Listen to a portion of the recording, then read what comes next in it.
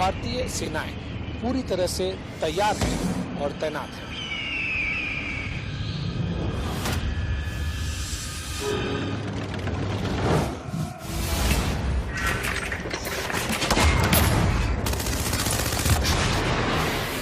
विशेष तौर पर ऐसे समय पर जब किसी भी समय पर वॉर हो सकती है, क्योंकि ये ज़रूरी नहीं है कि आप ही के हाथ में हो, आप ही के बस में हो।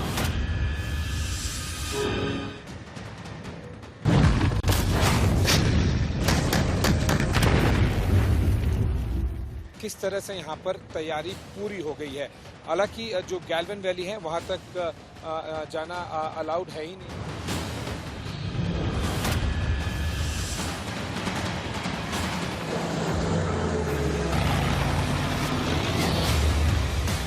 इंडियन एयरफोर्स का ट्रांसपोर्ट एयरक्राफ्ट टेक ऑफ कर चुका है।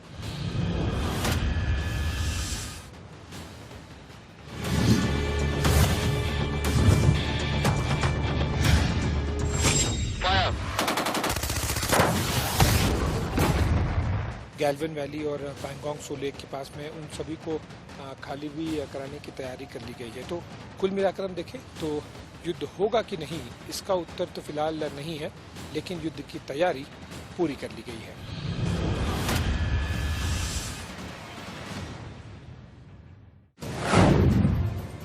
और ये एक और इंडियन एयरफोर्स का फाइटर जेट ठीक हमारे ऊपर से जाते हुए, जिस तरह से पिछले कुछ दिनों में लगातार फाइटर जेट्स, ट्रांसपोर्ट एयरक्राफ्ट और अटैक हेलीकॉप्टर्स की एक्टिविटी यहाँ पर बढ़ गई है, पेट्रोलिंग बढ़ गई है, साथ ही साथ जो इमरजेंसी टेक ऑफ और लैंडिंग जो कि नेशनल हाईवेज पर की जा सकती है, उसकी भी हमने कुछ दिनों में प्रैक्टिस बढ़ते हुए देखी है। जिसका मतलब होता है कि जब आप रनवे पर आएँ तो तुरंत टच करके फिर वापस बिना रुके टेक ऑफ कर जाए। इस तरह की प्रैक्टिस भी हमने पिछले कई दिनों से देखी है। साफ जाहिर है कि जिस तरह से यहाँ पर एक्टिविटीज़ काफ़ी ज़्यादा बढ़ गई है, विशेष तौर पर 15 की रात के बाद से, ये दर्शा रहा है कि युद्ध के बादल अब यहाँ पर काफ़ी घने हो गए हैं।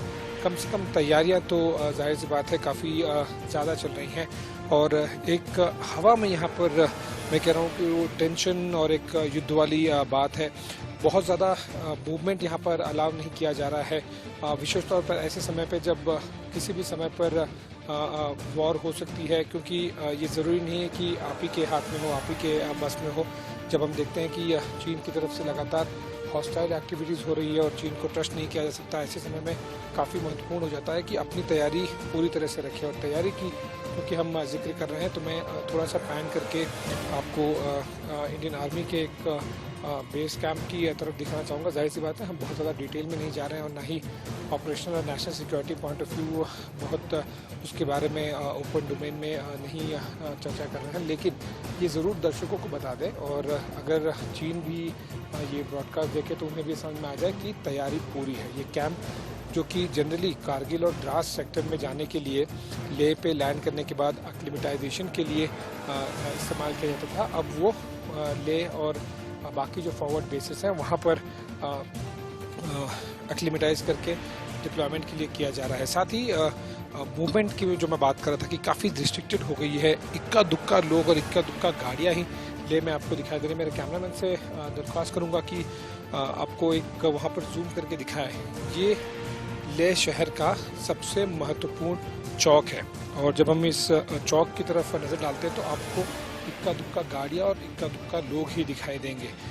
इससे ये भी साफ हो रहा है कि जो सिविलियंस हैं वो पूरी तरह से कोऑपरेट कर रहे हैं। थोड़ा सा अगर हम आपको और पैन करके जो रोड आगे जा रहा है अगर उसकी तरफ देखें, फिर आपको शायद ही कोई गाड़ी या फिर इक्का दुक्का व्यक्ति वहाँ पर दिखाई देगा, और जो कुछ गाड़ियाँ भी आपको दिखाई देंगी इक्का दुक्का, उसमें से भी 50% से ज़्यादा गाड़ियों और लोगों का मूवमेंट केवल और केवल मिलिट्री रिलेटेड डिप्लॉयमेंट और मूवमेंट रिलेटेड है।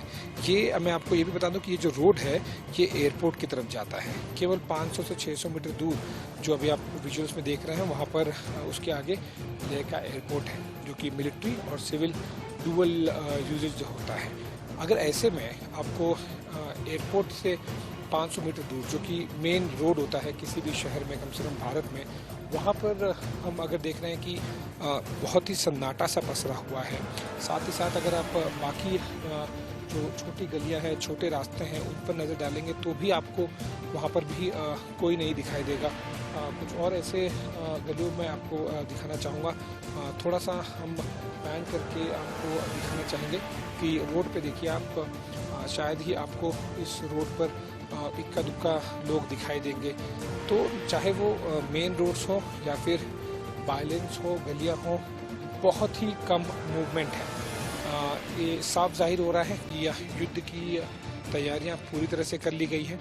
पिछले 2 दिनों से जब मैं देख रहा हूँ लेह के एयरबेस पर ट्रांसपोर्ट एयरक्राफ्ट की एक्टिविटी बहुत ज़्यादा है।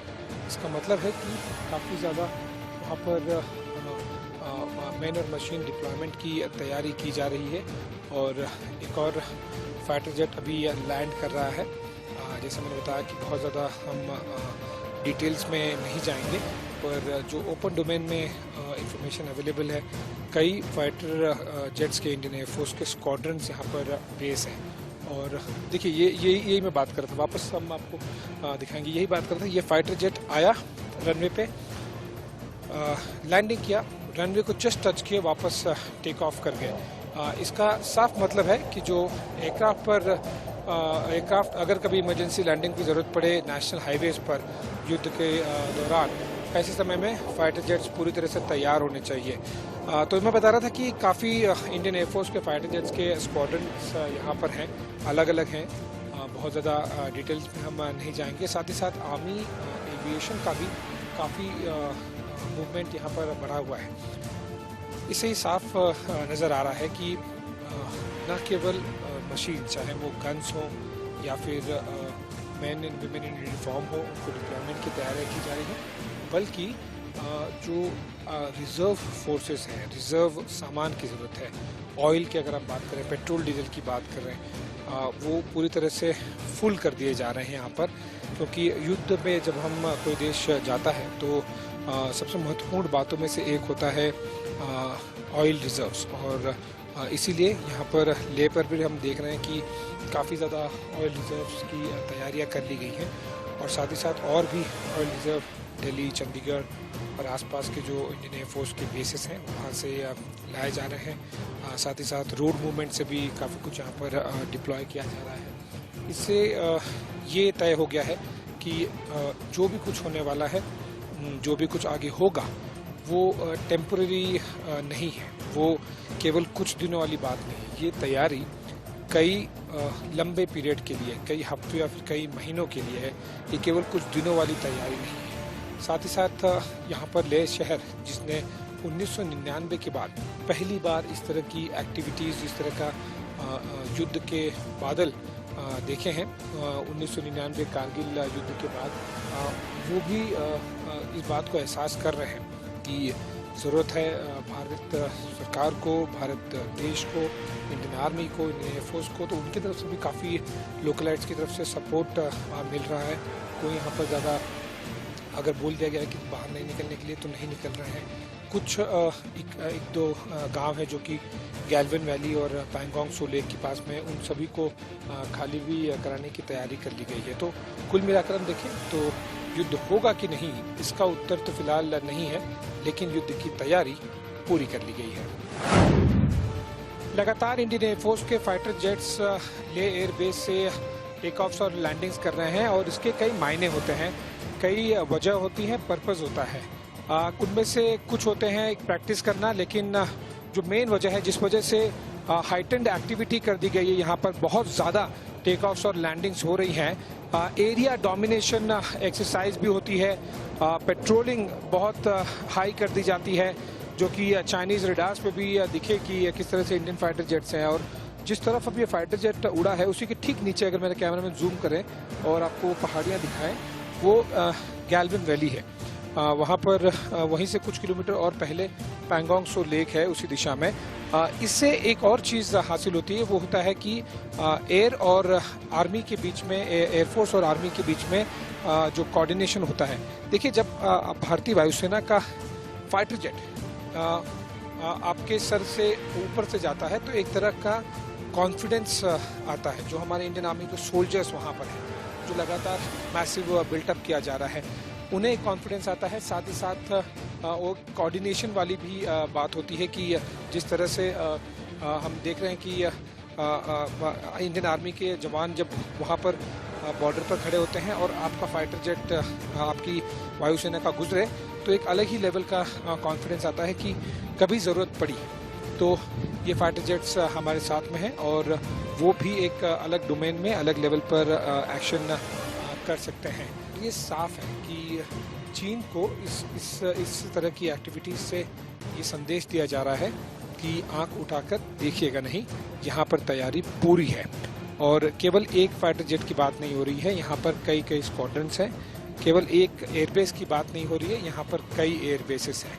साथ ही साथ न केवल एयरफोर्स में बल्कि आर्मी एविएशन और अटैक हेलीकॉप्टर्स जो हैं उनमें भी काफ़ी अच्छा कोऑर्डिनेशन हो रहा है। तो इस तरह की जो पेट्रोलिंग की जा रही है वो साफ ये पॉइंट प्रूव किया जाता है न केवल भारतीय सेना के, इंडियन आर्मी के जवानों को, कि जब आपके पास वहाँ पर आप -6 डिग्री, -8 डिग्री, -10 डिग्री में गैल्वन घाटी में नदी किनारे आप अगर तैनात हैं तो भारतीय वायुसेना भी तैयार है और ज़रूरत पड़ेगी तो वो चीनी बेसिस पर, चीनी सेना पर बमबारी करने में बिल्कुल नहीं कतराएगी। तो इस तरह से area domination exercise, patrolling, army और एयरफोर्स के बीच में कोऑर्डिनेशन, प्रैक्टिस, ये सारी चीज़ें की जा रही हैं इंडियन एयरफोर्स के फाइटर जेट्स द्वारा। लेकिन एक और संक्षेप में वो कहना चाहूँगा कि फाइटर जेट्स के साथ साथ ट्रांसपोर्ट एयरक्राफ्ट की एक्टिविटी जो बड़ी है उससे क्लियर हो गया है कि काफ़ी कुछ दिल्ली, चंडीगढ़, बाकी एयरफोर्स और मिलिट्री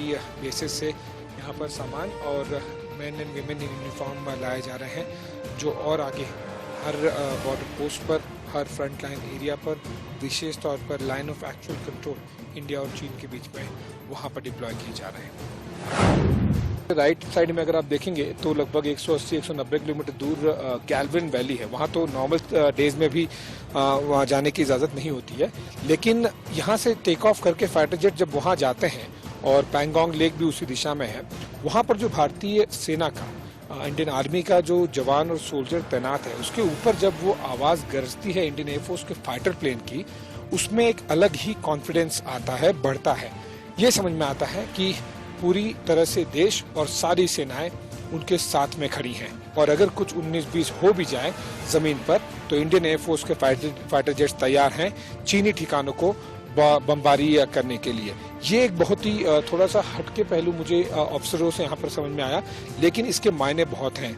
बहुत ज़्यादा लेवल पर ये कोऑर्डिनेशन और कॉन्फिडेंस दोनों बढ़ाता है, विशेष तौर पर तब जब 4 दिन पहले इंडियन आर्मी के 20 अफसर और जवान शहीद हुए थे। ऐसे में वो जवान वहाँ पर अकेला ना महसूस करे, उसे पूरी कॉन्फिडेंस रहे, उसे पूरा कोऑर्डिनेशन मिले, इसलिए भी फाइटर जेट्स लगातार पेट्रोल कर रहे हैं। साथ ही साथ ऑब्वियसली जो डिफ़ॉल्ट प्रैक्टिसेस होती हैं और एयर डिफेंस सिस्टम होता है, वो सारी चीज़ें भी डिफ़ॉल्ट होती हैं।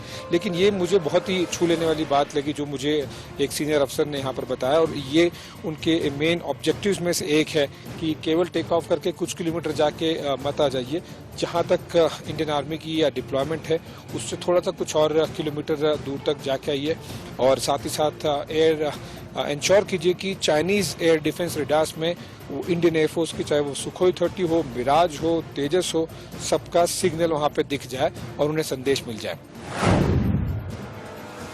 तस्वीरें आपको दिखाई दे रही हैं, वो कई आर्मी के जो कॉन्वॉयज मूव कर रहे हैं उनमें से एक आर्मी कॉन्वॉय है।